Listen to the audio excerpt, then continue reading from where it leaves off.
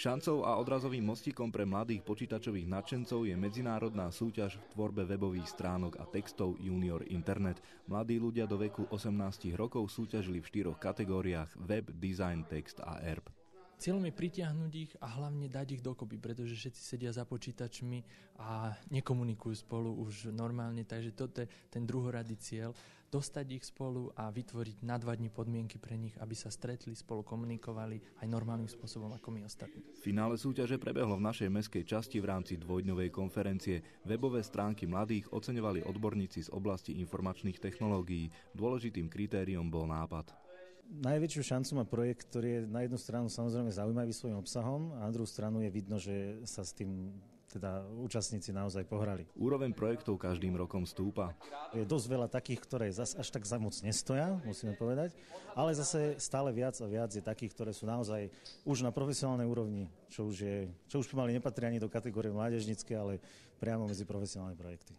Nad podujatím prevzal záštitu dekan Fakulty informatiky na Slovenskej technickej univerzite v Bratislave Ľudovít Molnár. Na súťaži hľadá budúce kapacity v obore. My máme záujem o ľudí, ktorí chcú študovať, ktorí nechcú len, povedzme, ten diplom, aj takto sa to dá nejako interpretovať, ale ktorí majú skutočne záujem o tú informatiku z takého vnútorného akéhosi pohnutia, sú tvoriví. A tu čo je pre mňa dosť prekvapivé, je veľmi veľký počet dievčat.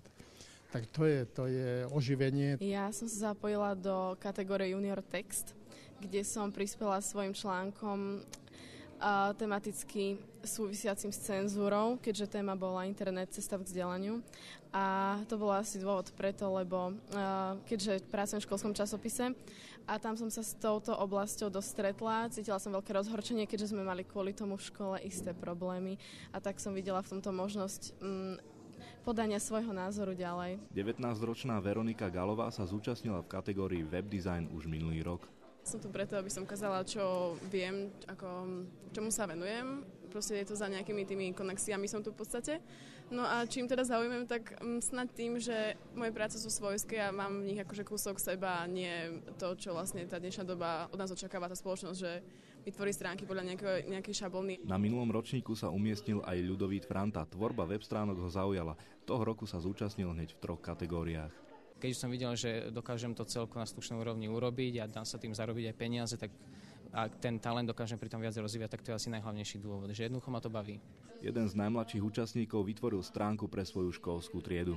My sme ju mali už aj pred rokom, ale to bola pomocou služby a teraz už všetko som urobil ja.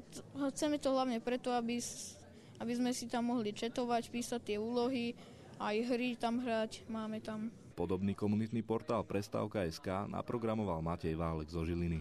Od začiatku ma to fascinovalo, všetky tie kódy a povnútri, ako sa z kódu vytvorí nová web stránka. 14-ročný Tibor Porubel z Prešova chce prostredníctvom webu prezentovať svoje hobby. Moja webová stránka je o parkoure. Vlastne my sa snažíme ako jedna partia v Prešove trochu šíriť ten parkour aj na Slovensku, a hlavne u nás. Pomáhame vyvíjať také aktivity, aby sme zvýšili počet ľudí, ktorí sa tomu parkouru majú venovať, a hlavne mladí. Komerčný úspech by mohla mať stránka gymnazistu Jozefa Chvostala jota.eu, kde užívateľ vyplní svoje záujmy a podľa toho môj web zobrazí najnovšie informácie z webu podľa jeho záujmov a aj z jeho lokality, kde býva. Práve tým, že im ukážeme, že sú aj mnohí iní takí nadšenci, ktorí to robia a môžu sa inšpirovať myšlienkami od iných, tak snažíme sa, aby vytvárali postupne si aj oni firmy a v tejto oblasti pôsobili ďalej. Projekt Junior Internet vymyslel už pred 11 rokmi Čech Jiří Peterka.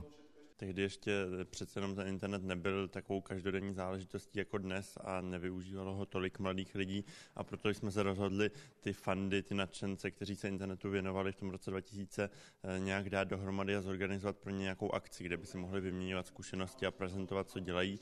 A proto vzniknul projekt Junior Internet. Mně tehdy bylo 12 let, když jsem ho zakládal, a v podstatě sdružil takovou komunitu mladých lidí. Za těch 11 let se projektu Junior Internet už zúčastnilo přes 4,5 tisíce mladých lidí z celé Vyšegrádské čtyřky a spousta z nich dnes podniká a je na internetu úspěšných. Vo finále súťaže sa predstavili aj víťazi z Čiech, Maďarska a Poľska. Súčasťou Junior Internet boli aj odborné prednášky o aktuálnych trendoch na nete.